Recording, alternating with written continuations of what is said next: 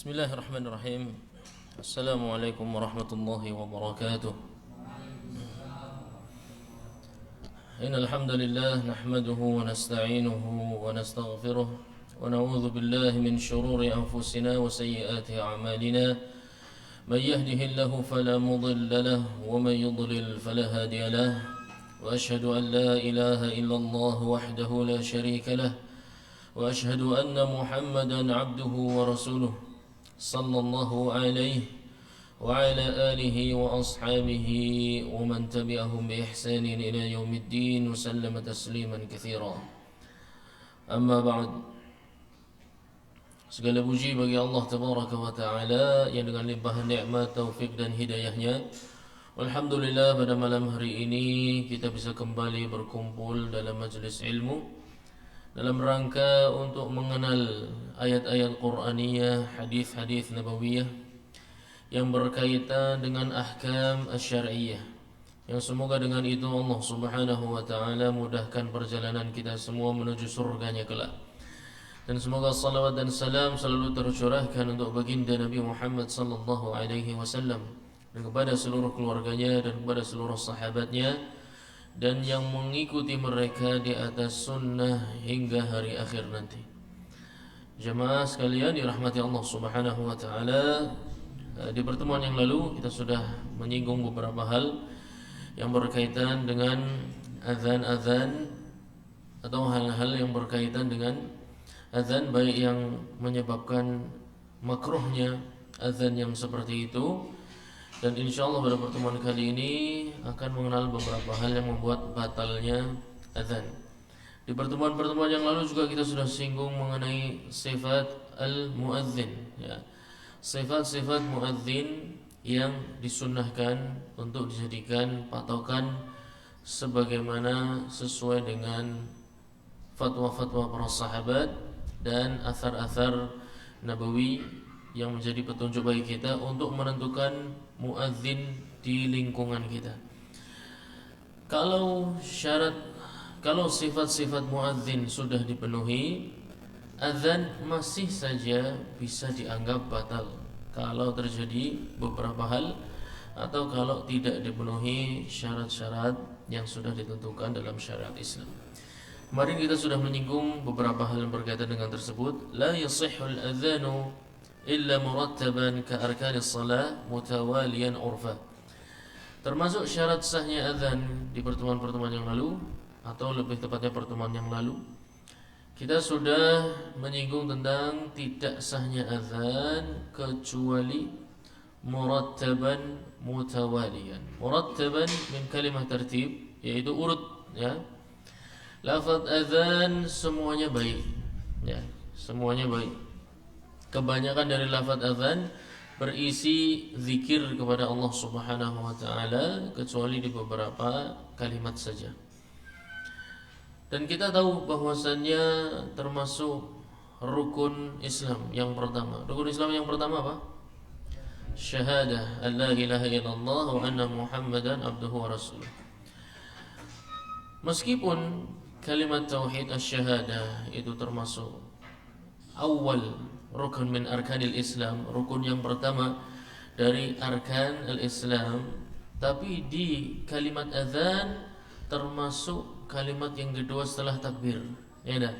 Nah, bukan berarti kemudian kita kreatif, kemudian suatu hari muncul generasi yang ingin memajukan, ya, memajukan syahadah di depan takbir Allahu Akbar, Allahu Akbar, dengan dalil karena rukun Islam yang pertama adalah syahadat tauhid, ya, asy-syahadatain. Tidak sah azan yang seperti itu meskipun semuanya baik, meskipun zikir semuanya, tidak boleh dibolak-balik lafaznya, ya. Atau hayya 'alal falah kemudian baru hayya 'alas shalah, tetap tidak boleh dibolak-balik, ya. Atau kalimat tauhid yang biasa di akhir la ilaha illallah dikedepankan di awal karena kalimat tauhid, ya, harusnya diletakkan di awal. Tidak bisa, ya. Azan lafaz-lafaznya berdasarkan wahyu, ya, berdasarkan petunjuk syariat, tidak boleh dibolak-balik. Maka disyaratkan murattaban, harus urut. Kalau suatu hari muadzin peleset lidahnya kemudian terbalik antara lafaz ini dan lafaz itu, maka azannya dihukumi tidak sah selama dia tidak mengulangi. Kalau dia mengulanginya lagi dan disesuaikan dengan urutannya, maka azannya dihitung sah. Akan tapi kalau dia tidak mengulangi, maka azannya tidak sah. Kalau di sekitar masyarakat tersebut tidak tertolong dengan masjid yang lain, dengan azan dari masjid yang lain, maka di situ termasuk meninggalkan azan, yang hukumnya fardu alal kifayah, ya, fardu al kifayah.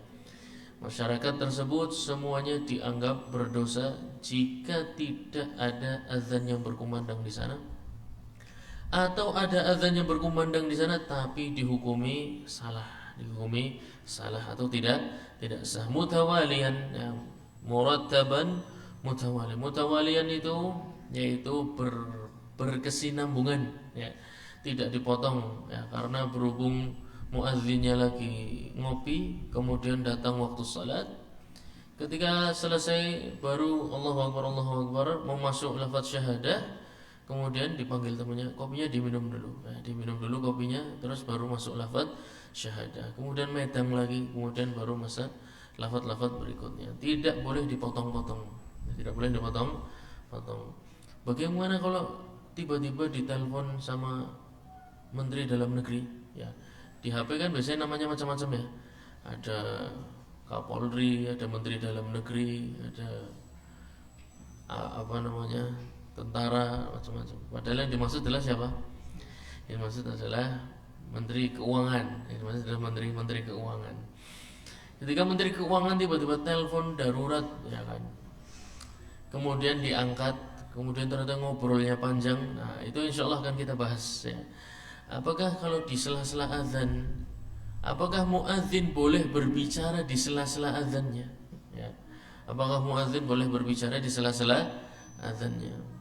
Nah, Al-Imam Ahmad rahimahullahu taala pernah ditanya suatu hari oleh beberapa tulabnya, Su'ila Ahmad an rajulin yatakallam fil azan. Ya, ditanya Al-Imam Ahmad tentang muadzin yang ngobrol di tengah azan, ya. Kalau memang karena hajat, na'am, maka tidak ada mengapa, tidak ada masalah, ya. Misalnya muadzin baru masuk, kemudian ini masjid yang terbiasa dengan AC, jamaahnya full, ya. Kalau terlambat menghidupkan, nanti para takmir ini datang marah-marah karena muadzin tidak menjalankan tugasnya. Dia double job, sekaligus azan sekaligus menghidupkan AC, misalnya begitu. Biasanya borongan, ya gitu, ya.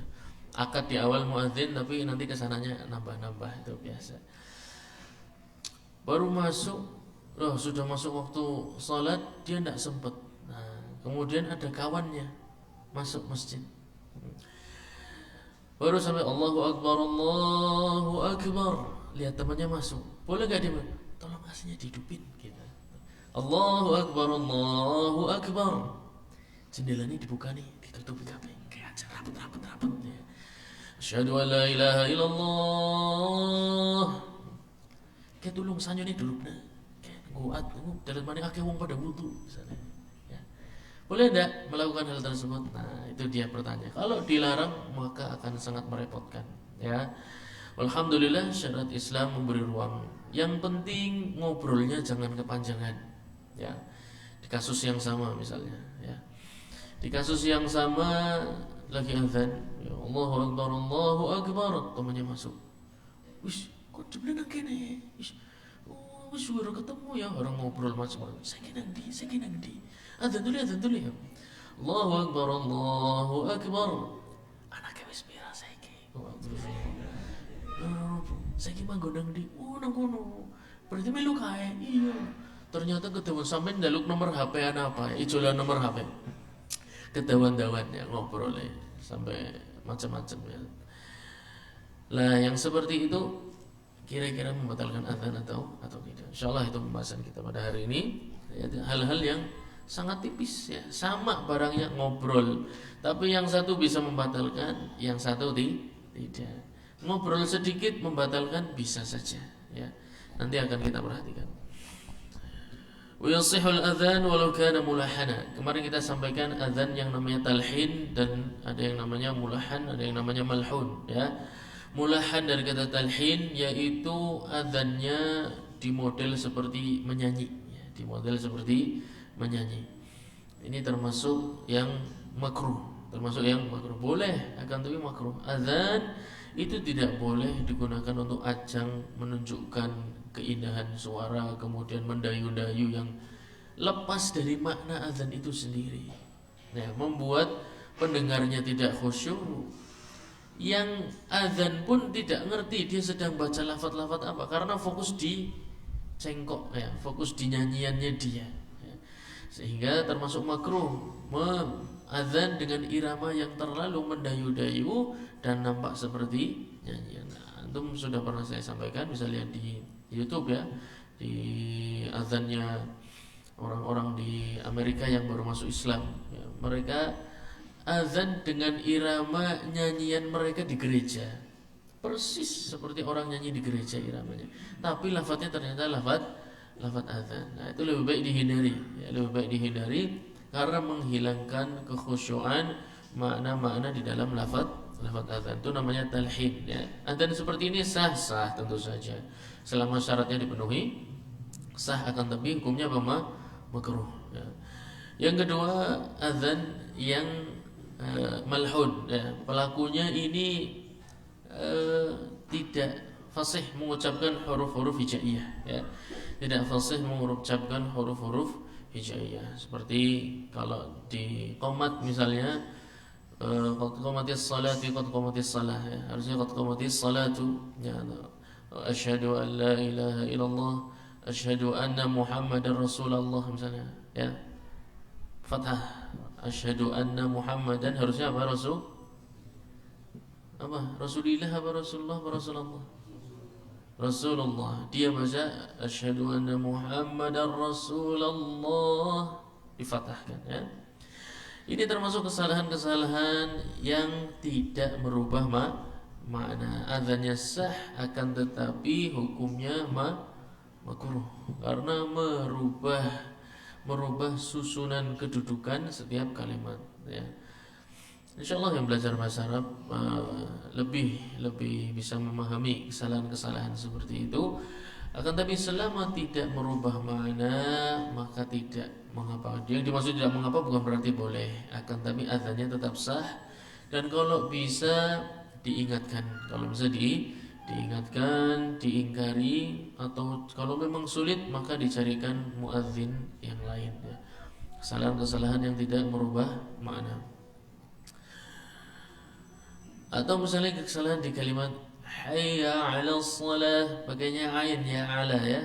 Hayya 'alas shalah, dia baca hayya 'alas shalah, pakainya hamzah, pakainya hamzah. Hayya ala, ya, hayya ala. Dia harusnya baca hayya ala, dia baca hayya ala, hayya ala. Wal ala itu maknanya dekat dengan kata ula, yaitu menunjukkan al-qidam, menunjukkan terdahulu, ya. Ala itu menunjukkan ula, yaitu terdahulu.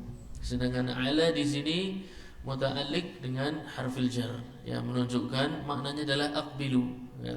Sehingga maknanya jauh sekali. Yang satu ngejak untuk salat, yang satu tidak nyambung, ya. Ala, hayya ala salat, mari salat yang sudah zaman dahulu. Ini gimana? Gak nyambung, ya. Ini berarti kesalahan yang merubah makna, kesalahan yang merubah makna.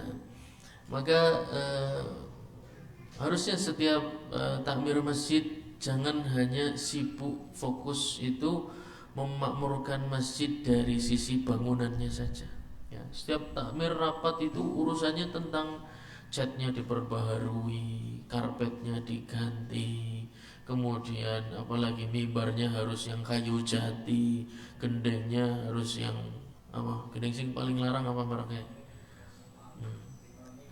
Iya, gendengnya Ken Muri, weh bro, ya. Ken Muri, Ken Dedes, Ken Arok, weh. Ya. Bicaranya tentang masalah fisik terus. Masjid itu tempat ibadah.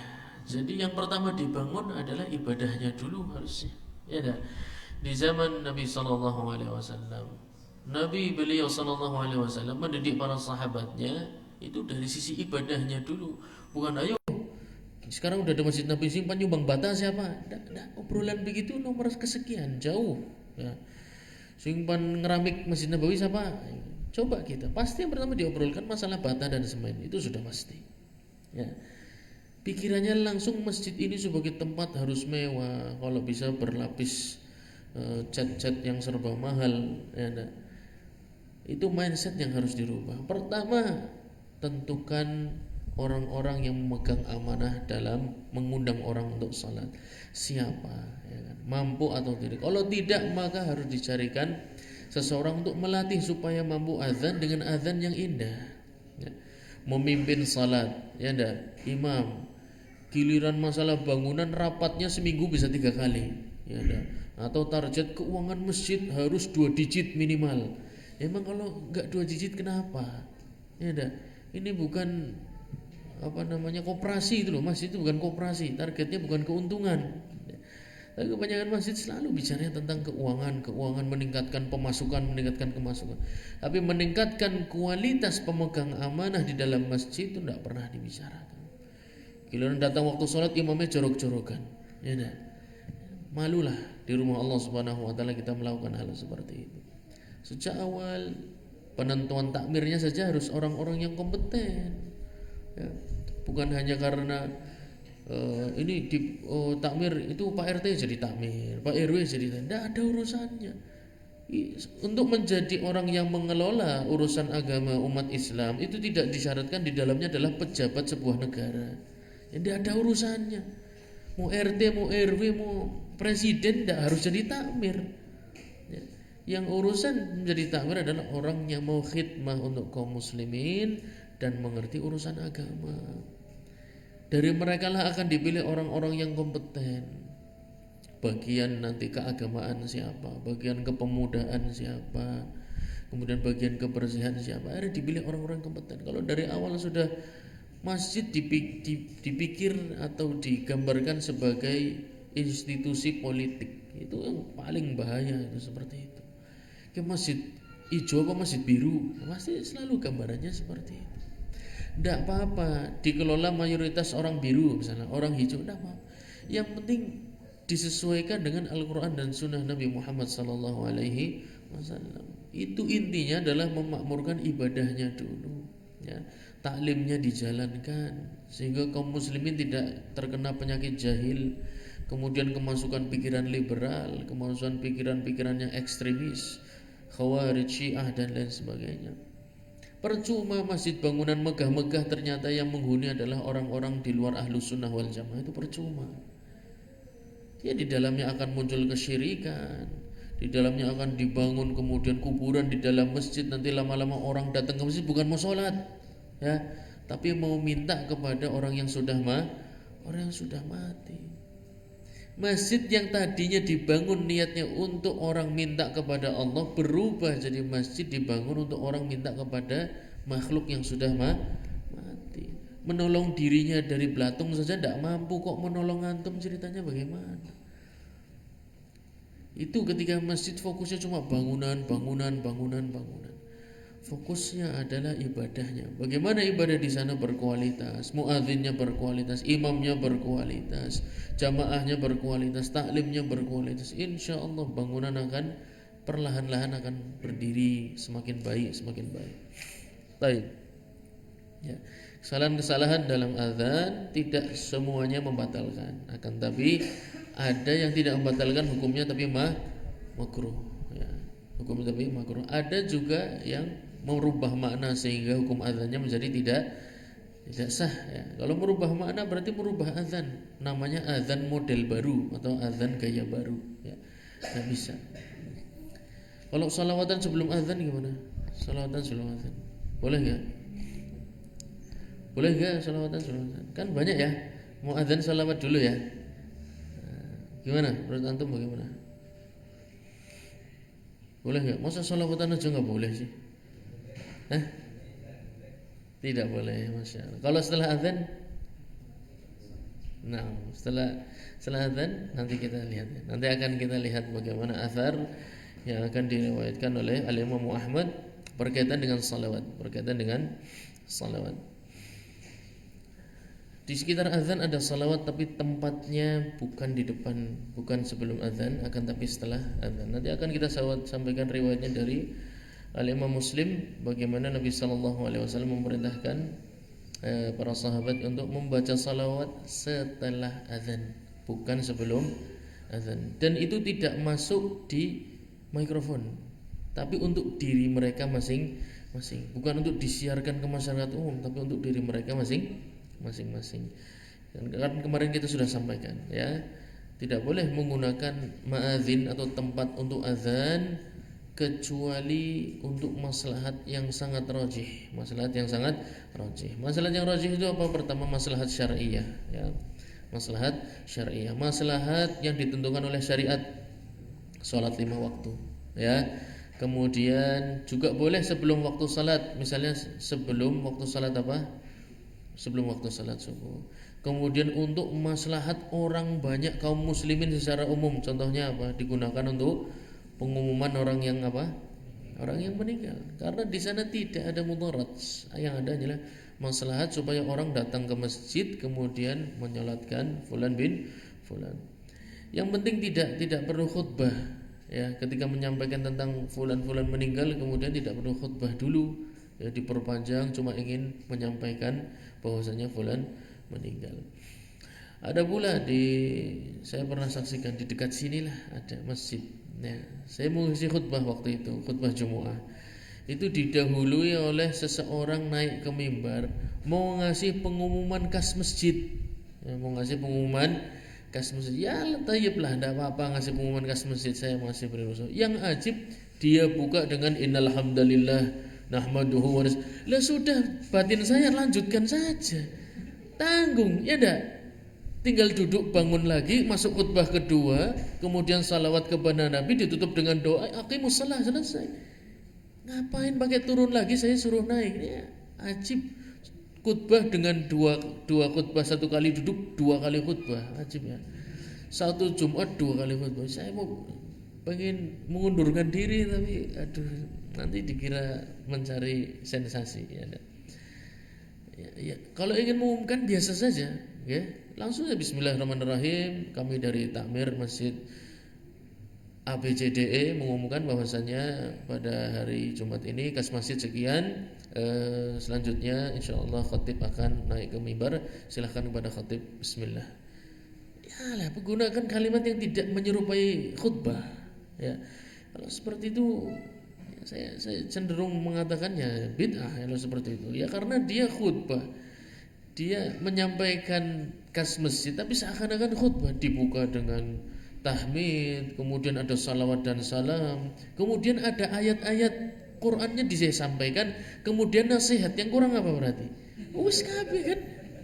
Kami menasihatkan pada kaum muslimin untuk berlomba-lomba dalam kebaikan. Ya sudah, itu sudah bagus tuh, sudah khutbah. Ya Allah, masjid besar, bangunannya mewah, ya, gaji muadzin dan imamnya mahal, bahkan punya tempat tinggal khusus untuk imam. Tapi ternyata apa? Tidak ada ilmu di sana.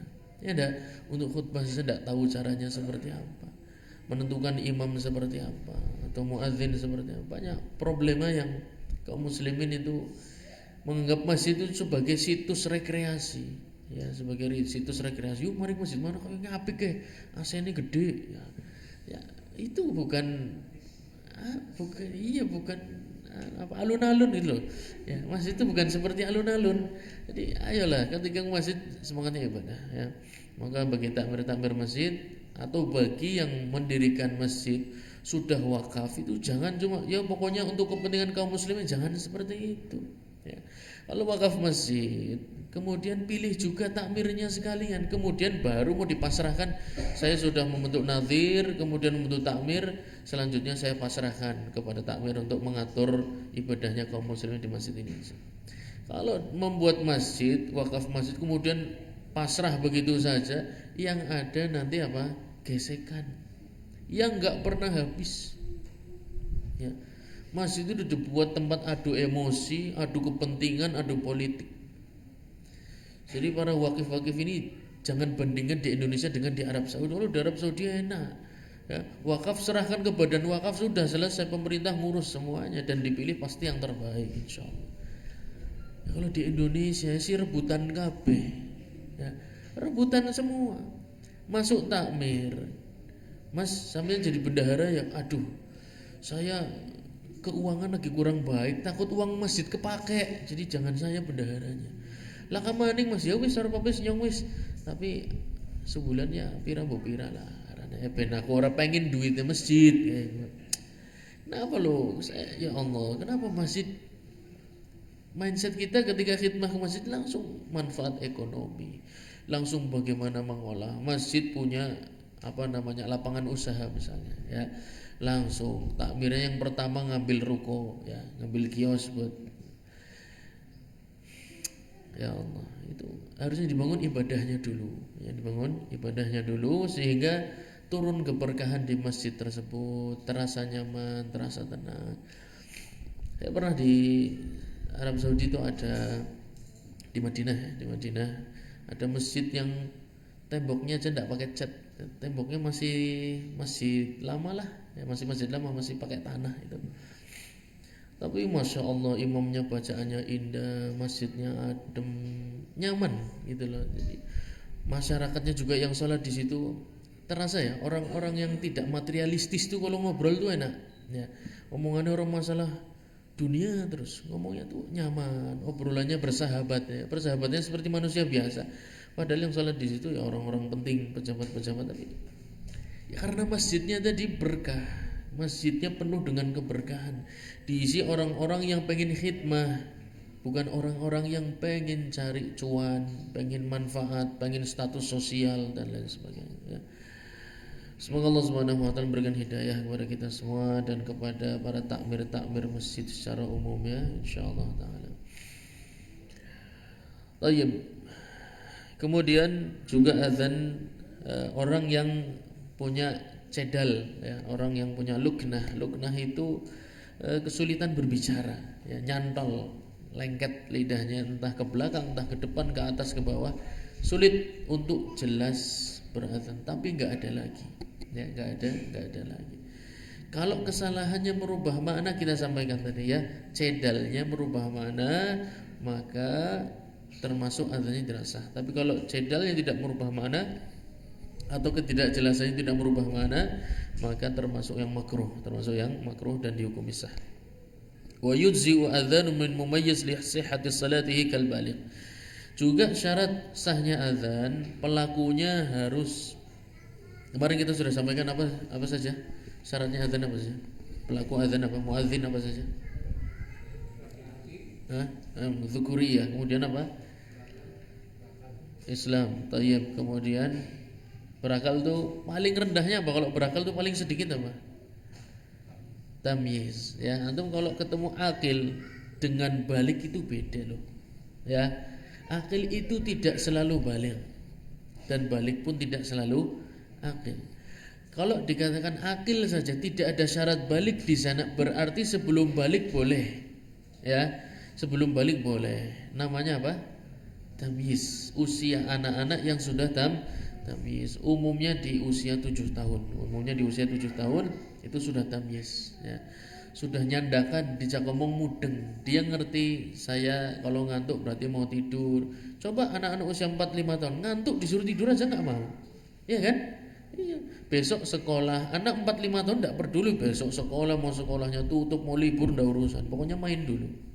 Ya kalau capek baru ngeletak. Ya kan? Itu 4-5 tahun. Kalau 7 tahun sudah bisa. Besok sekolah, oh ya berarti tidurnya harus cepat, ya. Belajar, ada PR, itu usia 7 tahun. Itu menunjukkan dia tamyiz, paham. Dia ngerti tidur itu untuk apa, makan untuk apa. Pagi sarapan dulu belum berangkat sekolah. Usia 4-5 tahun sulit, ya. Padahal dia lapar tapi nggak mau, ya karena akalnya belum tamyiz, belum bisa membedakan perkara.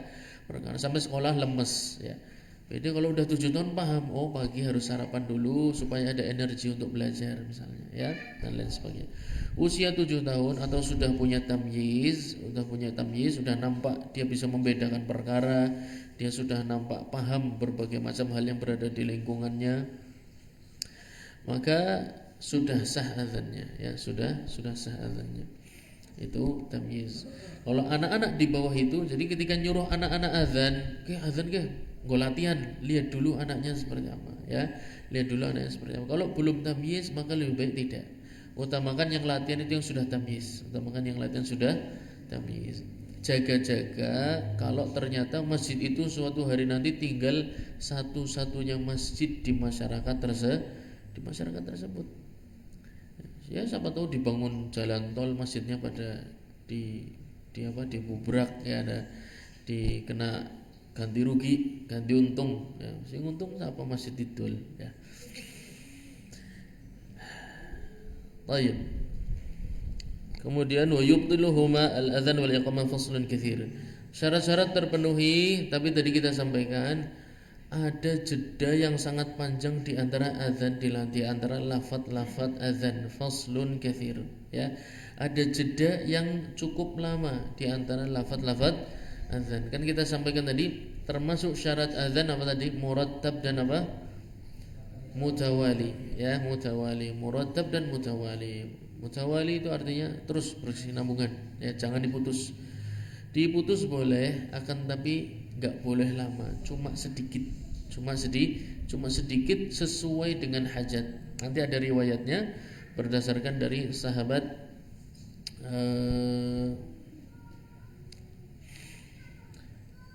mana lupa sebentar.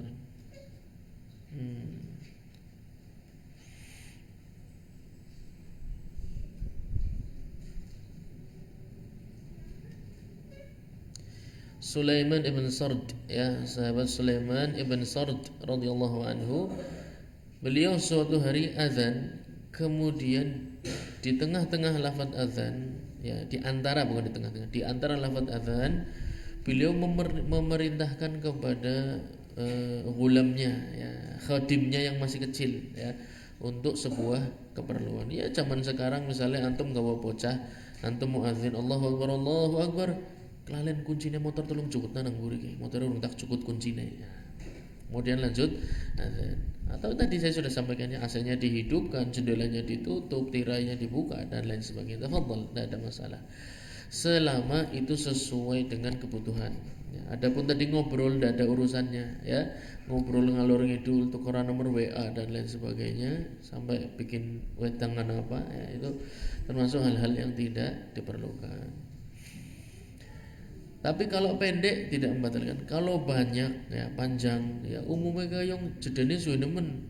Jadi anggar dirungokna dari rumah itu Allahu Akbar, itu seakan-akan yang dari rumah ki bisa mandek, ya, speakernya mati apa wonge sing,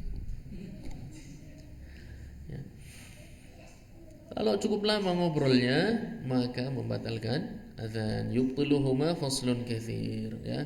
Meskipun sebabnya adalah tidur, ya, mungkin seharian belum tidur, ya, dia habis ngumpulkan dana untuk donasi ke Palestina, ya kan, ngumpulkan dari RT RW satu hari satu malam tidak tidur, kebagian azan di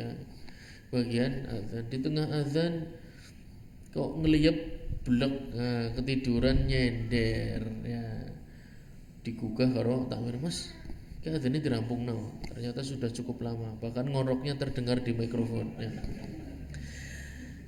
Maka dilanjutkan apa diulangi?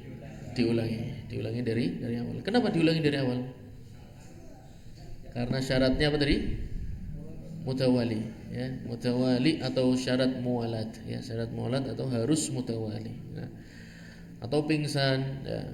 Tadi saya pernah sampaikan, kayong lagi azan sirai mumet teman, ya. Terus pingsan, ya. Begitu temannya masuk, bangun sudah sadar, kon mau azan urung rampung, dirampung ndak, diulangi dari awal. Jadi faslun katsir, jeda yang panjang ini bisa sebabnya ngobrol, bisa sebabnya karena uzur syar'i ya tadi, ya, yaitu misalnya sakit ya atau ketiduran dan lain sebagainya, nggak ada masalah, akan tetapi harus diulangi. Wa yasir muharram, ngobrol jeda yang sedikit pun bisa membatalkan azan. Saya tadi sampaikan jeda yang sedikit tidak membatalkan azan ya, tapi jeda yang sedikit bisa juga membatalkan azan ya. Contohnya apa? Contohnya adalah ngobrol yang haram. Ngobrol yang haram, apa ngobrol yang haram? Contohnya apa ngobrol yang haram? Keranjang. Ngobrolin lah, ngobrol yang haram contohnya apa? Ya antum kalau mah jelas ngobrol yang haram contohnya apa? Riba, ya riba ya. Orang sedang adzan Allahu Akbar, Allahu Akbar. Ini bukan muadzin biasanya. Ya. Uli anak jamaah teka. Kaya muadzin wis ora gelem adzan maning apa ya? Ayo sungkan mene deh.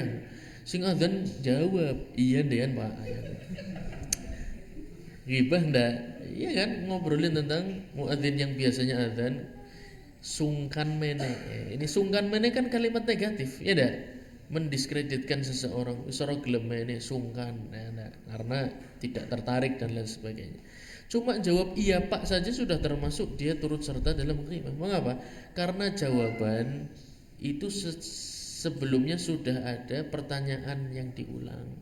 Ya kan? Misalnya, kamu sudah makan belum? Sudah. Aslinya apa? Sudah makan. Ya dah. Iya, jawaban kan seperti itu.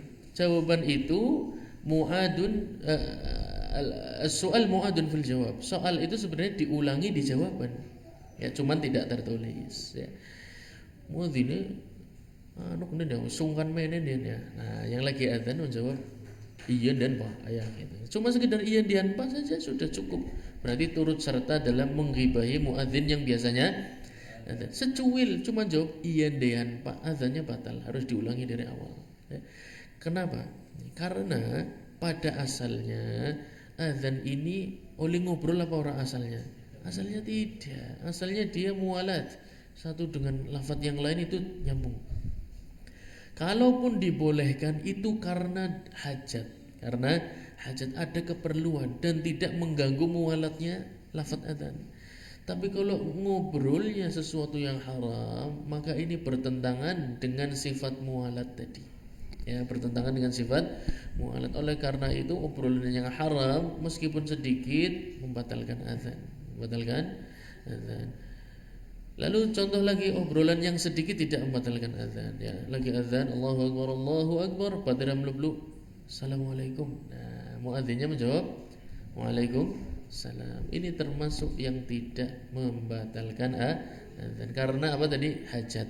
Ya, karena hajatnya syar'iyyah menjawab orang salam. Tapi tidak harus ya, tidak harus menjawab.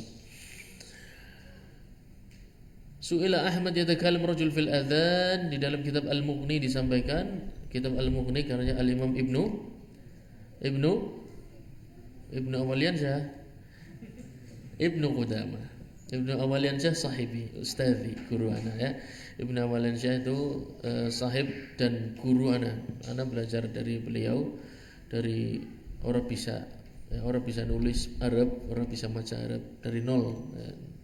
Alhamdulillah, betapa buruknya masa lalu itu. Semoga Allah Subhanahu wa taala mengampuni kesalahan-kesalahan kita semua. Ya, melalui wasilah beliau saya bisa belajar menghafal Quran, kemudian menulis Arab, kemudian membaca teks-teks berbahasa Arab. Karya Al-Imam Ibnu Qudamah, Al-Imam Ibnu Qudamah rahimahullah taala. Beliau menukil sebuah hiwar antara Al-Imam Ahmad dan seseorang. Bertanya, apakah seseorang boleh ngobrol? Tadi saya sampaikan ya, di antara lafaz azan, jawab Al-Imam Ahmad boleh. Maksudnya boleh di sini adalah kalau ada hajat. Wa fil iqamah, kalau sedang qomat bagaimana? Kalau sedang qomat, qala la. Kalau qomat tidak bisa.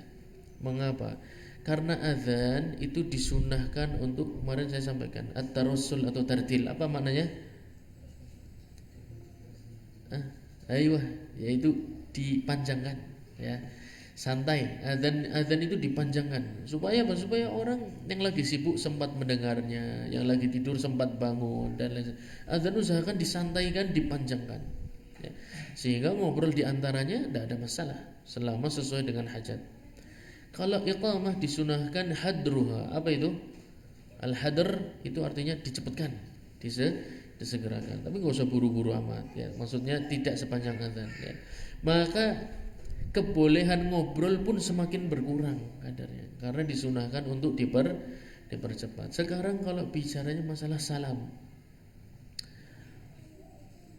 hukum menjawab salam apa? Hukum menjawab salam apa? Wajib. Sekarang kalau lagi azan terus ada orang mengucapkan salam, gimana? Antum wajib menjawab juga? Boleh ya, tidak wajib, tapi boleh. Kalau antum lagi sungkan ya orang apa-apa. Nah, karena ibtida'us salam fi hadzal mahal la yustahab. Karena memulai salam dalam kondisi seperti ini tidak disunahkan. Dan ini disebutkan oleh Syekh Ibnu Utsaimin rahimahullah taala dalam liqa syahrinya. Beliau punya liqa pertemuan dengan para tulabnya 1 bulan sekali ya. Kemudian isinya cuma tanya jawab, full fatwa ya. Ditanya tentang seperti ini, orang yang sedang baca Quran kemudian ada orang mengucapkan salam. Nah, apa hukumnya mengucapkan salam kepada orang yang sedang membaca Al-Quran? Dijawab oleh Syekh, la yustahab, tidak disunahkan. Anda mengucapkan salam kepada orang yang sedang sibuk beribadah, ya, itu tidak disunahkan. Mengapa? Karena dia sedang berkonsentrasi dalam ibadah. Seakan-akan antum memutus konsentrasi orang ibadah, ya. Boleh tidak antum mengganggu konsentrasi orang salat? Tidak boleh kan? Sama, orang baca Quran pun juga punya konsentrasi, tidak boleh dipotong ya. Tapi dilihat-lihat, anggar baca Quran kalau tengok-tengok ya. Karena nasi ngomong baca Quran tengok-tengok ya, sana kemari. Nah, itu tidak apa-apa, ucapkan salam ya. Maka mengucapkan salam, ibtida'us salam itu tidak pukul rata ya. Atau lagi mulang ya, lagi mulang wis tekan itu, Assalamualaikum ya. Itu justru orang pada bingung ke obatnya dinum turun ya dah. Yang di sini kan juga sedang punya banyak yang harus disampaikan ya kan, bisa memutus konsentrasi beribadah seseorang. Maka duduk, kemudian silahkan ucapkan salam kepada orang terdekatnya tanpa mengganggu audiens yang lain ya. Begitu pula orang yang sedang azan dan iqamah. Kalau kita lihat muadzin sedang azan, tidak disunahkan untuk mengucapkan salamnya. Tapi kadang kan keceplosan karena jebule sing azan batir sekolahnya ya. Karena kebiasaan ketemu mengucapkan salam langsung. Yang azan boleh tidak membalasnya. Karena pada asalnya tidak disunahkan. Iqamah pun sama. Kalau dia mengucapkan salam, maka yang melakukan iqamah, menegakkan iqamah, boleh untuk tidak menjawab pada asalnya salam di kondisi seperti itu tidak disunahkan. Baik. Wala yujziul adzan qabla al-waqt. Nah, dan tidak sah adzan sebelum datang waktu salat. Jadi syarat muadzinnya terpenuhi, syarat adzannya fasihnya luar biasa. Ya, ada adzannya merdu, tapi dia adzan sebelum waktu salat masuk. Ya, sebelum waktu salat masuk, maka adzannya tetap dihukumi tidak sah. Jadi waktu sholat masuk dulu baru azan ya, sesuai dengan hadis Malik bin al-Huwairits ya, yang diriwayatkan dalam hadis yang muttafaq alaihi. Nabi sallallahu alaihi wasallam bersabda, "Idza hadaratis salatu falyu'adzin lakum ahadukum wal ya'ummakum akbarukum." Kalau waktu sholat sudah tiba, nah jadi waktu sholat dulu tiba. Jadi patokan sholat itu bukan azan, tapi memang waktunya masuk ya, waktunya masuk. Tapi secara umum kita tidak dibebani untuk semua orang memperhatikan. Tidak boleh untuk mengikuti azan, boleh. Tapi untuk muadzin, maksudnya untuk muadzin, makanya kita sampaikan di pertemuan-pertemuan awal, syarat muadzin apa? Alim bil waqt ya. Dia tahu masuknya waktu salat. Karena apa? Kalau dia mengandalkan masjid lain pun bisa salah. Ya kan? Masjid lain masih ada kemungkinan salah. Maka muadzin harus alim bil waqt. Dia harus tahu masuknya waktu salat. Illa adzan al-fajr, kecuali satu waktu salat yang boleh azan sebelum masuk waktu salat, yaitu waktu salat apa? Salat fajar. Waktu salatul fajar kalau tidak ada azan kedua. Nah, kalau ada azan kedua tidak ada masalah, ya enggak? Azan di waktunya itu enggak ada masalah. Yang jadi pertanyaan kalau azan keduanya tidak ada. Ya. Azan cuma azan yang pertama. Yang azan pertama setelah azan pulang, ya kan? Sahur, ya. Kemudian dia sudah tahu yang tugas azan kedua itu fulan bin fulan. Dinteni nganti jam 5 orang azan-azan. Ki bisa nyong meteng bae ora rampung-rampung ora azan-azan. Ya dah. Ora azan-azan. Maka siang azan pertama datang ke masjid sudah tidak perlu karena waktunya sudah lewat jauh, ya dah. Apalagi sekarang jam 4, ya sudah 1 jam, ya sudah 1 jam. Datang ke masjid tidak untuk azan kedua, tidak ada, sudah lewat waktunya. Ya, waktu untuk sholat di waktu pertama sudah lewat.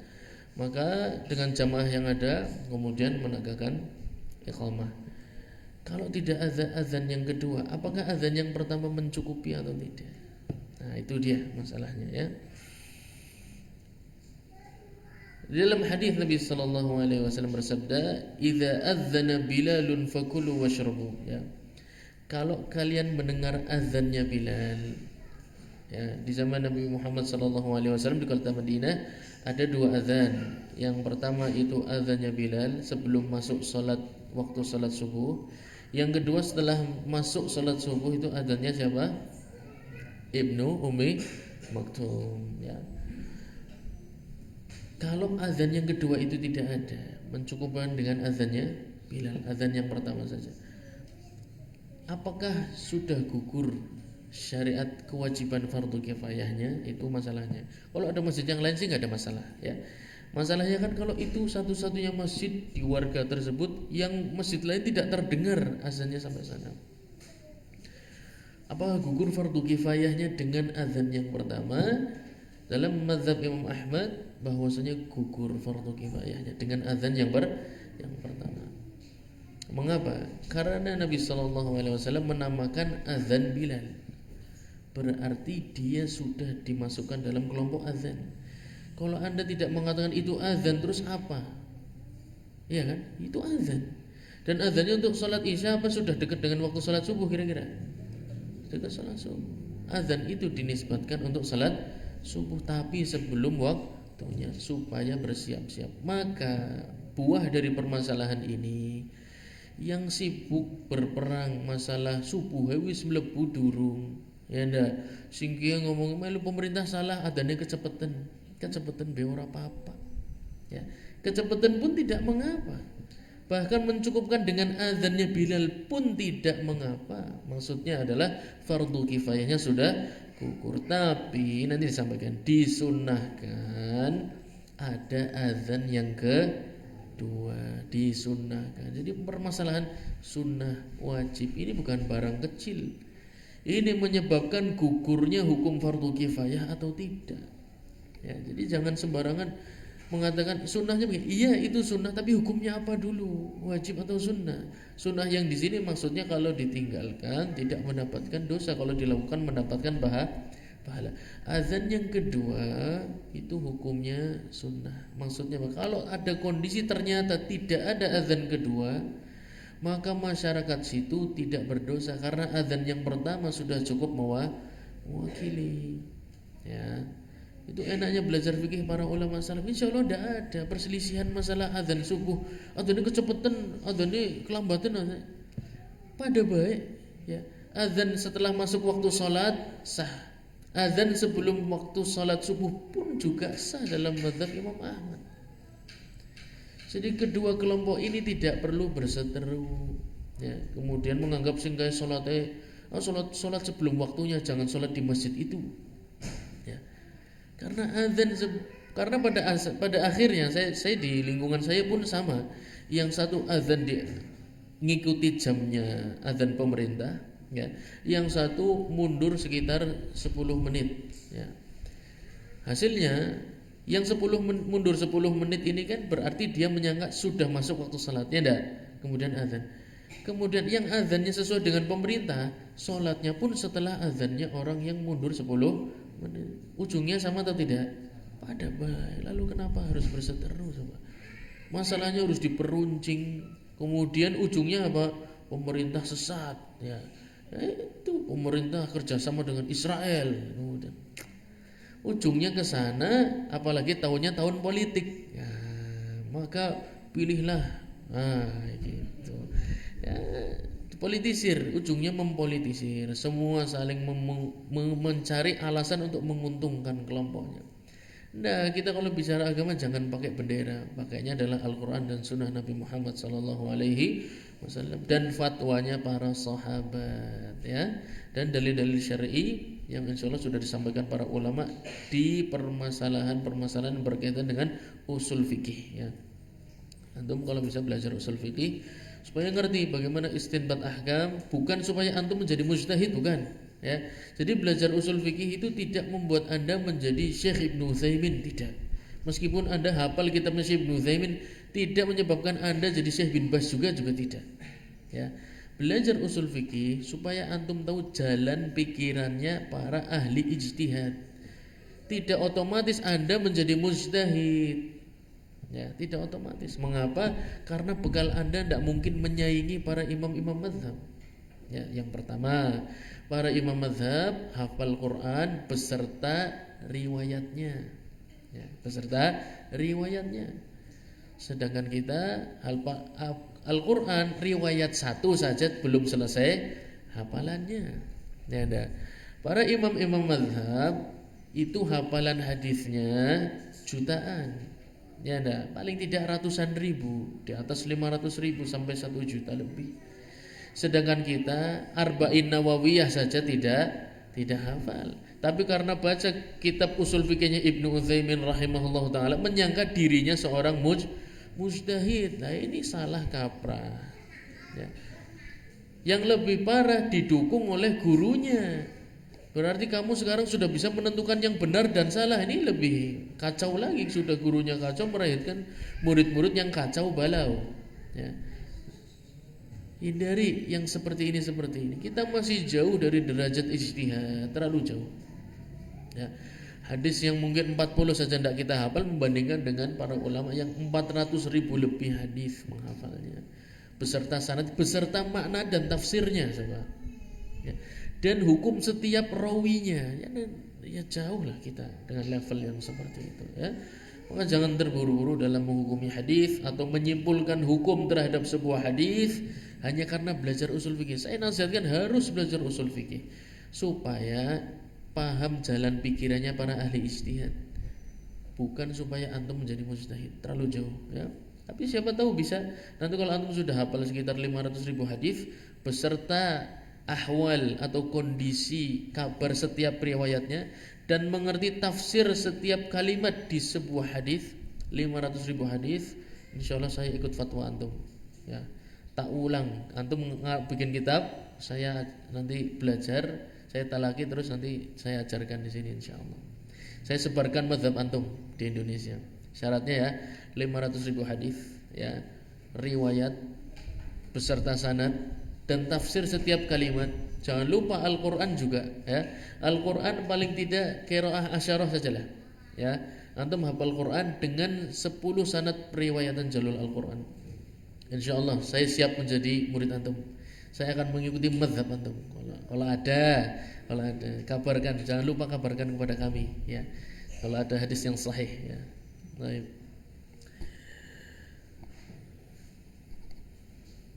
Wa yustahabbu liman adzana, tadi sudah saya sampaikan, disunahkan untuk kalau ada azan pertama diusahakan ada azan yang kedua, sunnah, ya.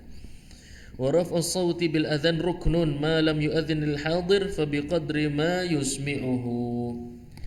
Azan itu yang namanya mengeraskan suara itu rukun, tidak sah azan. Tadi saya sampaikan azan muadzinnya syaratnya terpenuhi, suaranya indah, merdu dan membuat yang dengar khusyuk, ya. Fasih, sudah masuk waktu, tertib, mutawali, semua syarat dipenuhi. Siji sing kurang siji tok syaratnya. Apa syaratnya? Suarane alon, ya. Jamaah nggak ada yang dengar. Di zaman sekarang contohnya apa? Mikrofonnya mati, ya enggak? Mikrofonnya mati, dia azannya tetap di dalam masjid. Azan di dalam masjid, speaker toanya mati. Kira-kira ana sing krungu boleh? Ya langka. Ya. Setelah dibeneri, manggil teknisi, Pak Ketua, speaker mati, ya tak kirim wong mono. Dondone 5 menit murub pertanyaannya. Diulangi tidak azannya. Nah, itu dia penerapan di zaman sekarang. Diulangi dong. Kenapa? Karena azan itu kita sudah sampaikan pengumuman dengarlah kasing krungu arane itu pengumuman. Arane ngobrol dewek, ya.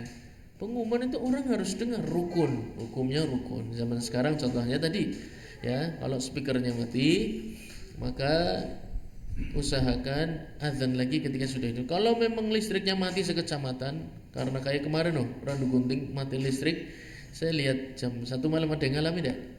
Enggak ada, ya, enggak ada yang di Randu Gunting, enggak ada. Mati jam 1 malam. Saya keluar penasaran kan, naik motor jam 1. Ternyata di Kartini ada tiang listrik habis hujan itu loh, habis Tegal habis hujan terus, ya kan.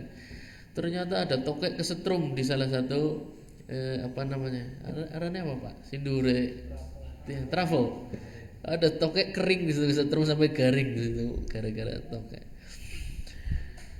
Lah misalnya kayak gitu, selagi azan ternyata, nah itu kan benerinya kayaknya sejam itu, ya, ngelepas kemudian dan lain sebagainya, itu 1 jam, jam 2 baru hidup sih waktu itu. Tentu waktu sholat sudah lewat panjang, ya kan. Apa mau nunggu nih teknisi selesai azan lagi atau azan lagi tapi di luar kira-kira? Kalau terjadi kondisi seperti itu, ya, listrik mati, berarti speaker toa mati. Muadzin mau tetap azan di dalam masjid lah kasing krungu, apa azan di luar masjid sehingga paling tidak sekitar 10 rumah dengar kira-kira. Mending di luar. Nah, itu fikihnya supaya paham kondisi-kondisi seperti kan enggak selalu listrik ini ada terus. Ya enggak, kadang gangguan macam-macam gara-gara tokek bisa listriknya juga mati. Macam-macam penyebabnya. Maka apa yang harus dilakukan? Kalau bisa naik menara maka naik menara, enggak apa-apa. Ya, seperti antum merasakan menjadi Bilal, ya kan? Saatnya saya merasakan menjadi seperti sahabat Bilal radhiyallahu anhu. Sekali-sekali enggak apa-apa, labas, ya. Wa yusanu an yuakhir al-iqamah biqadri ma yafrughul insan. Tinggal 15 menit ngebut, ya.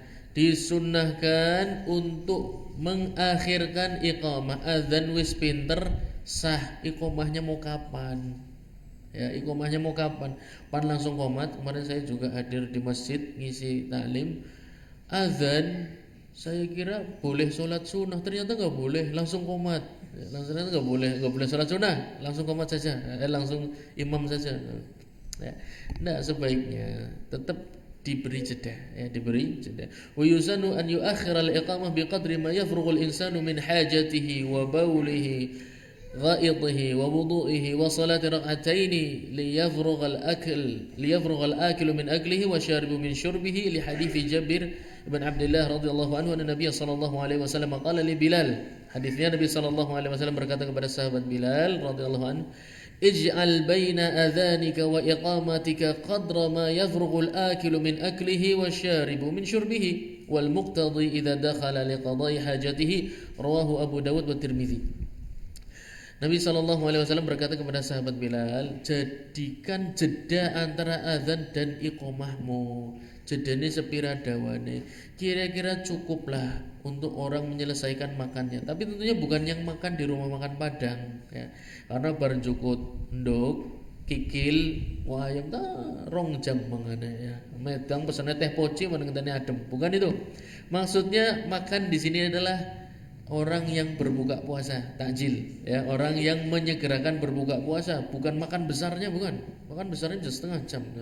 Yang dimaksud adalah orang cukup untuk berbuka puasa dan minum, bukan tok orang nginungnya, ya dah ngelih, apa namanya, ngorong. Ini juga muskilah ya. Ada nasihat disunahkan, tidak tahu bilang disunahkan atau tidak, tapi dianjurkan untuk makan dan tidak minum. Ini ajib lagi itu. Ya, ini ajib. Ini fikih yang ajib. Ya, walaupun beliau membawa bau-bau Islami, tapi auzubillah ya. Saya katakan Nabi SAW, Allah Subhanahu wa taala bahkan dalam Al-Qur'an, wa kulu washrabu. Ya enggak? Wala tusrif, makan dan minum jangan tidak bilang makan wa ba'dahin ishrabu, tidak bilang begitu. Makan dan minum terserah, tidak ada aturan begitu. Lalu terus kalau makannya soto gimana, saya mau tanya. Soto ada airnya enggak? Mas, banyunya dipisah Mas. Si soto tok pas garingan, iya garingan baik. Soalnya dari Ustadz barmangan orang linginung, iya toyib soto berarti kuahnya dipisah, minumnya sejam kemudian. Biar makannya di dalam perut apa gimana? Lalu bagaimana dengan orang yang berbuka puasa, makan tamar kemudian tidak minum? Iya kan? Loh, ini kan tamar, kalau tamar ya wis ganti aja tamar ponggol. Buka puasa nggak ponggol. Ya, boleh enggak?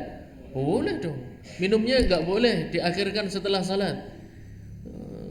Bisa jadi imam orang metu hurufe kabeh, hurufe salah kabeh. Surat Al-Fatihah bisa kebalik semua. Iya, sebuah ilmu ini dibangun di atas yakin, bukan prasangka. Kalau Anda mengatakan sebaik ini harus berdasarkan ilmu, ya. Tanyalah kepada ahli medis, ahli kesehatan, apa benar itu memudaratkan dan lain sebagainya. Walhamdulillah kakek nenek kita makan habis itu minum sehat-sehat, usianya panjang-panjang. Ya dah. Jadi tidak perlu mengada-ada ilmu kesehatan yang memang belum pernah usia Anda juga belum sampai 50 tahun, belum pernah membuktikan teori tersebut, bahkan 50 tahun saja belum terbukti. Kemudian menasehatkan kepada orang, ya, saya katakan mengada-ada. Hidup wajar aja. Nasihat Al-Quran sederhana kok. Wa kulu washrabu wa la tusrifu. Makan silahkan, minum silahkan, dan gak perlu berlebihan. Ini udah pas ini. Gak perlu terlalu kreatif lah mengada-ada masalah aturan makan. Mau minum dulu boleh, buka puasa Nabi SAW membuka dengan memakan rotobat, ya, bisa membuka dengan rotob. Makan rotob dulu boleh, minum air dulu juga boleh, tidak ada masalah. Yang penting wala tusrifu, yang penting tidak berlebihan. Karena apa? Nanti sholatnya terlambat kalau berlebihannya. Makan secukupnya. Baik. Kemudian cukup untuk tadi, atau orang buang hajat. Cukup untuk buang hajat termasuk buang air kecil, buang air besar, kemudian wudu, kemudian sholat 2 rakaat. Yuk hitung yuk supaya antum tahu idealnya waktu antara azan dan iqamah itu berapa. Nabi SAW memberi patokan perbuatannya, waktunya antum sendiri kira-kira ya. Sekarang qadha hajah, buang air kecil kira-kira berapa menit? Dawa 2 menit. Buang air kecil ya 30 detik habis kan. Kemudian pembersihan 1 menit ya. 1 menit. Buang air besar bukan yang esiato sing wis perep. Buang air besar yang sudah di ujung. Kira-kira berapa? Tidak lebih dari 2 atau 3 menit. Ya dah, karena sudah cepat itu, sudah di ujung. Berarti sudah punya 3 menit ya. 1 menit air kecil, air besarnya 2 menit. Wudu berapa menit? Saya kira 1,5 menit sampai 2 menit cukup. Ya. Berarti berapa tadi? Buang air kecil 1 menit, buang air besar 2 menit. Sudah punya 3 menit ya. Kemudian wudu berapa menit? 2 menit. Sudah punya berapa? 5. Salat 2 rakaat berapa? 1,5 menit sudah selesai. 2 menit lah paling lama ya. 2 menit. Jangan bacanya Al-Baqarah salat 2 rakaat. Ya bener antum salat 2 rakaatnya butuh 5 menit. Berarti total berapa tadi? 7 menit. Kayak kira-kira segitulah ya. Jarak antara azan dan iqamah itu kira-kira 7 menit di luar azan. Jangan dimasukkan ke azan. Azannya saja panjang 7 menit. Ya, 7 menit itu buat azan semua nanti ya. 7 menit setelah azan kira-kira berapa? 3 menit ya. Ya udah berarti total 10 menit lah kira-kira. Itu sudah ideal. Ini ideal umum. Kalau subuh mungkin bisa dipanjangkan sedikit ya, atau di waktu-waktu yang lain. Tapi idealnya segitu ya. Maghrib sama Isya juga sama. Meskipun maghrib waktunya pendek, ini khilafan li Abi Hanifah dan Imam Syafi'i mengatakan maghrib ini harus dicepatkan. Tidak perlu ada jeda. Tidak perlu ada jeda. Jadi antum jangan heran ya kalau ketemu masjid maghriban setelah azan langsung qomat, itu jangan heran, karena memang beberapa ulama berijtihad waktu yang pendek disunahkan untuk disegerakan. Tapi Imam Ahmad tetap memegang asar bahwasannya Bilal diperintah oleh Nabi SAW untuk memberi jeda ya, paling tidak berapa, 7 menit ya, ngerti dengan 5 menit alhamdulillah. Jangan banyak protes dengan takmir ya, nanti gak boleh sholat di situ lagi.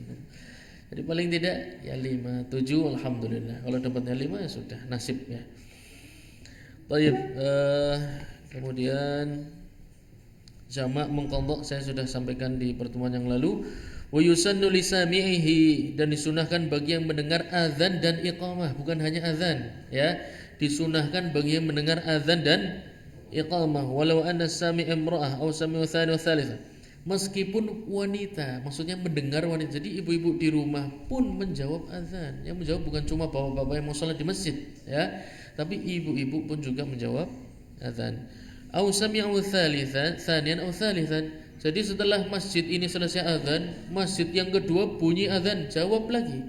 Masjid yang ketiga bunyi azan, jawab lagi. Ya, selama mampu, selama tidak disibukkan dengan wudu, ke kamar mandi dan lain sebagainya. Jadi kalau mampu menjawab, maka jawab semua azan yang didengar oleh kita. Ya. Kecuali azan tersebut setelah kita salat. Ya. Mendengar azan dijawab. Setelah sholat masjid yang kedua baru azan, yang itu sudah tidak perlu dijawab. Kenapa? Karena azan itu panggilan untuk sholat dan Anda sudah sholat, maka panggilan setelah sholat sudah tidak perlu dijawab dan tidak disunahkan untuk dijawab. Dan juga muqim ya, iqamah. Kalau membaca yang muadzin sedang mengkumandangkan iqamah juga dijawab, tapi sir ya, dijawab dengan sir. Baik azan baik iqamah dijawab dengan sir. Lagi baca Quran, mendengar azan, maka berhenti dulu ya. Dalam Kasyaful Qina, walau kana sami fi tawafin aw imra'ah aw taliyan. Kalau sedang tawaf, kalau sedang baca Quran dan kesibukan yang lain, maka ketika mendengar azan ditunda sebentar untuk menjawab azan. Kecuali yang sedang di kamar mandi, maka tidak perlu menjawab azan, tapi boleh mengqadhanya setelah selesai dari kamar mandi. Begitu juga muadzin. Muadzin itu juga menjawab azannya sendiri. Muadzin itu juga menjawab azannya sendiri. Insyaallah kita akan masuk. Wa yusanu qawluhu ba'da faraghi, dan setelah selesai dari azan disunahkan untuk membaca salawat. Nah, diriwayatkan dari sahabat Ibnu Umar radhiyallahu anhu dalam riwayat Al-Imam Muslim ya, Al-Imam Muslim meriwayatkan dari sahabat Abdullah bin Umar radhiyallahu anhu berkata, hadis marfu', hukman idza sami'tumul muadzin, kalau kalian mendengar muadzin sedang azan, faqulu mithla ma yaqulul muadzin, maka katakan sama persis dengan yang dikatakan oleh muadzin. Setelah selesai, thumma sallu alayya, kata Nabi Muhammad sallallahu alaihi wasallam, kemudian setelah Anda mengikuti lafaz-lafaz azan, bersalawatlah kepadaku, kata Nabi Muhammad sallallahu alaihi wasallam, fa innahu man shalla alayya salatan sallallahu alaihi biha 'ashra thumma salullaha lil wasilah fa innaha manzilatun fil jannah. Setelah azan selesai, baca salawat, kemudian baru membaca doa Allahumma rabba hadhihi ad-da'wati tamah sampai selesai ya. La yanbaghi an takuna illa li 'abdin min ibadillah wa arju an akuna ana huwa faman sa'ala li al-wasilah halat 'alaihi asy-syafa'ah. Barang siapa yang memenuhi anjuran ini tadi ya, azan dibaca, azan dijawab, kemudian bersolawat, kemudian membaca doa tadi, meminta wasilah, Allahumma rabb hadhihi da'wati tammah was salatil qa'imah sampai akhir, halat alaihi syafa'ahku, aku usahakan untuk hambaku yang melakukan itu. Ya, karena syafaat itu tidak di tangan Nabi Muhammad sallallahu alaihi wasallam.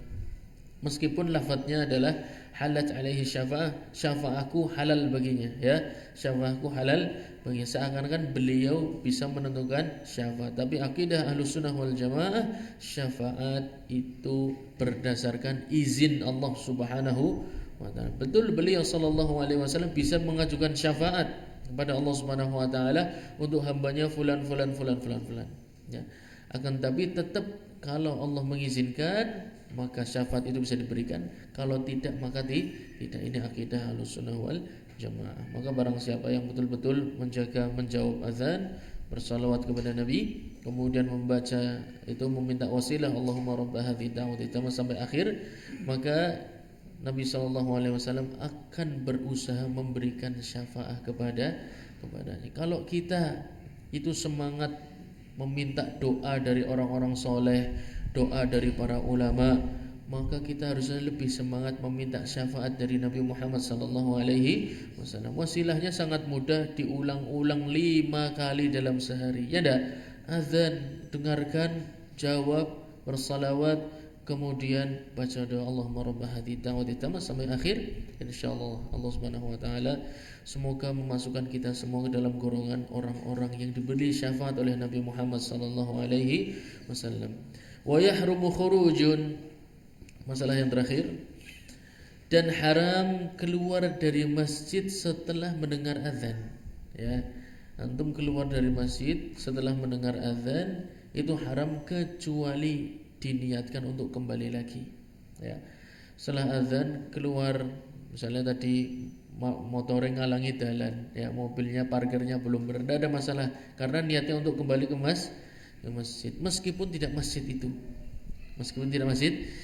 Jadi di dalam masjid kemudian antum ditelepon kawan, yuk sholatnya nang masjid kai baik, tidak ada keinginan kembali ke masjid, maka ketahuilah wahai sahabatku, itu adalah ciri gerombolan orang munafik.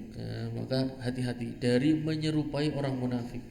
Meskipun kita ada niat kembali lagi, kalau tidak ada keperluan keluar dari masjid setelah mendengar azan, maka jangan keluar dari masjid, ya.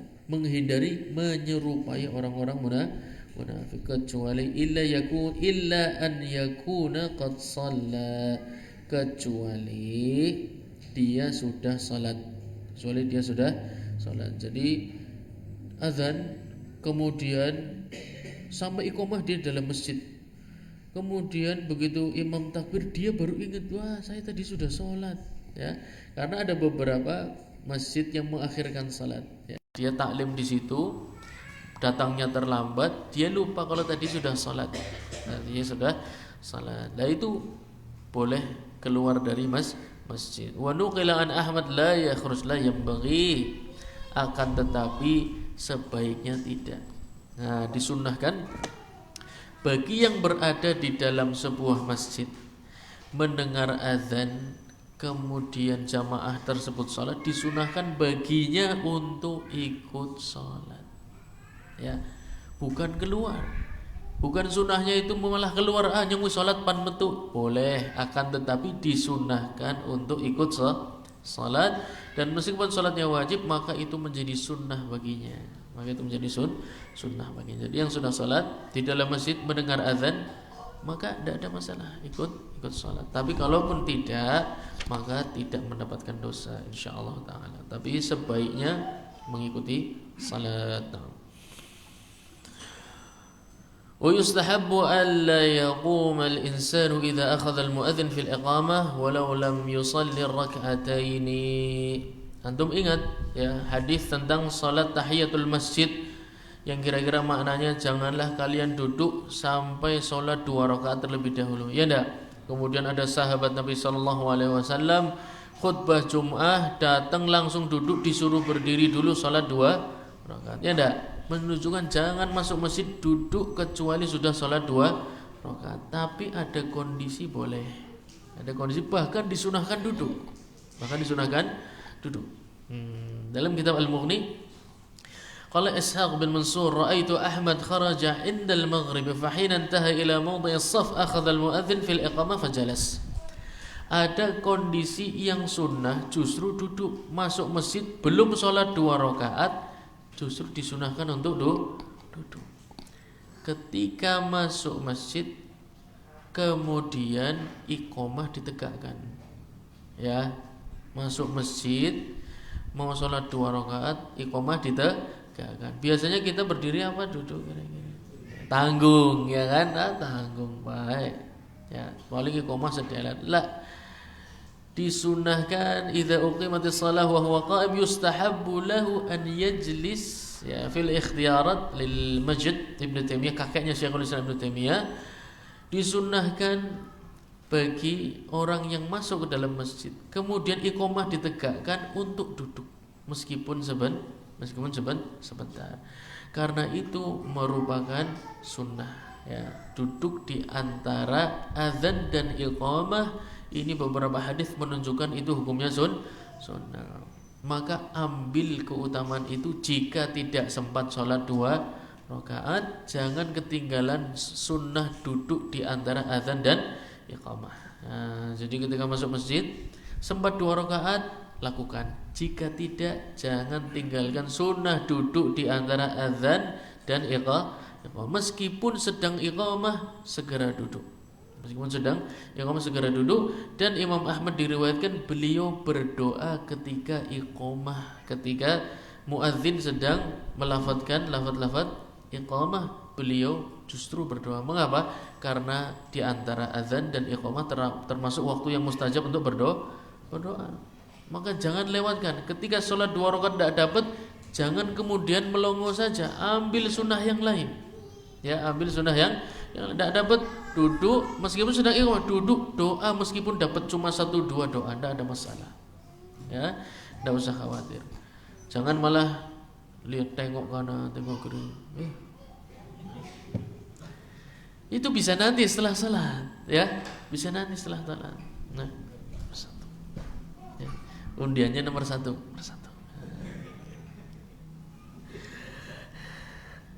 Wa yustahabbul ihram aqiba faraghihi minha wa la yu'tabar bainaha wa baina shalah muwalat. Tidak ada syarat bahwa setelah iqamah kudu takbir imam, tidak ada syarat, karena diriwayatkan bahwasanya Nabi SAW suatu hari hendak memimpin salat, setelah iqamah ditegakkan beliau ingat bahwasannya sedang junub. Hadis diriwayatkan dalam Sahih Al-Bukhari dan Muslim. Nabi SAW kemudian pergi, jamaah sudah siap semua, tapi kemudian kembali lagi setelah bersuci, mandi junub, kemudian kembali lagi. Maka tidak perlu terburu-buru, ya jamaah. Ketika imam ratibnya setelah iqamah kemudian izin karena saya wudu sebentar, ya itu jangan iskon baik sehingga tidak perlu buru-buru begitu, ya santai aja. Aku pan atus delat ya apa-apa, ya. Tidak apa-apa loh, dilakukan oleh baginda Nabi Muhammad SAW, ya dah. Tapi kadang ini kita ini kaum yang terburu-buru, ya, kaum yang suka merasa lebih bertakwa daripada yang lain, ya dah. Bisa jadi beliau ini imam yang lupa kalau sedang junub itu jauh lebih bertakwa daripada kita, ya enggak? Buktinya beliau berani. Mungkin beberapa ndak berani, tanggung sholat bawis, wong lah kasih ngerti ikir nyong junub kayak gitu. Tapi beliau berani mengakui di depan jamaah, maka hadiahkanlah dengan menunggu beliau. Ya, menunggu beliau, biarkan selesaikan dulu. Yang penting nggak perlu pakai medang-medang, ya. Wudu, kemudian mandi junub, ya, kemudian kembali lagi. Baik, banyak yang saya singkat, ya, materi-materi tentang azan dan iqamah. Kalau ada yang belum jelas silahkan bertanya, tidak ada masalah. Antum boleh japri lewat grup atau jalur pribadi. Insyaallah kita lanjutkan di pertemuan yang akan datang. Masuk ke bab syurutis salah, berkaitan dengan syarat-syarat sahnya salat. Dengan pertemuan malam hari ini, maka bab azan secara umum sudah kita ambil semuanya. Hanya saja saya persingkat beberapa belum ana sampaikan, insyaallah kalau ada waktu luang ana sampaikan. Ada ide dari kawan-kawan ingin ujian ya, sebagaimana kita biasa menggelar. Jadi teman-teman ini biasanya minta diuji ya, ini memang kaum-kaum yang suka diuji ya. Tapi bukan diuji Allah Subhanahu wa taala. Ya, kalau kita jangan berharap diuji karena kita ini kaum yang du'afa. Kalau bisa diberi kehidupan nikmat dunia akhirat tidak perlu ujian yang berat-berat ya. Ya kalau bisa seperti itu. Tapi kalau ternyata mendapatkan ujian maka bersabar, bersabar. Lah untuk keilmuan ini perlu diuji ya, keilmuan ini perlu diuji karena para sahabat terbiasa menguji murid-muridnya, para tabi'in pun terbiasa menguji murid-muridnya. Nanti insyaallah obrolan tentang ujian kita obrolkan di forum yang khusus di grup ya. Insyaallah ada bab azan dan iqamah, kemudian apa lagi sebelumnya apa ya? Kitab shalah ya. Muqaddimah kitab shalah, kemudian bab azan dan iqamah supaya kita maklumatnya lebih rasikh ya, lebih kuat dan lebih paten, bisa untuk bertahun-tahun. Nah, maka perlu diadakan ujian. Nah, insyaallah metode ujiannya gampang ya. Saya selalu insyaallah berusaha memudahkan. Soal akan saya bikin beserta jawabannya. Enak toh? Soal tak bikin beserta jawabannya. Sekitar mungkin 30 soal, nanti yang diujikan misalnya hanya 15 ya. Tapi soal dan jawaban sudah ada di situ semua. Antum tugasnya adalah baca, ngapalkan, memahami soal nomor berapa yang nanti keluar di ujian, maka itu rezeki antum. Ya, kira-kira seperti itu. Kira-kira gimana? Berminat enggak kira-kira? Ya. Ya kalau yang berminat tidak banyak maka ujian kita cancel saja ya. Kita gagalkan saja ujian. Langsung menuju bab berikutnya. Tapi kalau memang banyak yang berminat, insyaallah kita akan selenggarakan ujian. Tidak apa-apa yang hadir di rumah pun boleh. Ya, saya pengen ujian boleh. Nanti sebelum hari ujian, soal dan jawaban sudah saya cetak. Ya, jadi yang ngikutinya dari rumah boleh ngambil di sini. Ya, soal dan jawabannya. Tapi juga nanti bikin PDF kita share di grup juga ya.